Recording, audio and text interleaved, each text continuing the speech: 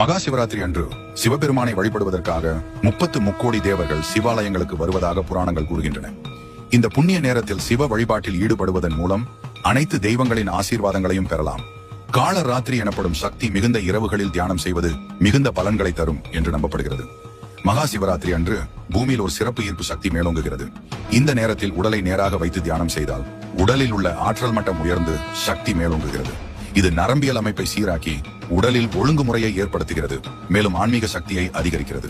பூமி, சூரியன், நிலா ஆகிய மூன்றும் நேர்கோட்டில் ஒன்றாக இருக்கும் சிவராத்திரி என்று நள்ளிரவு 12:15 முதல் 45 வரை உச்சகட்ட சக்தி இருக்கும் என கூறப்படுகிறது.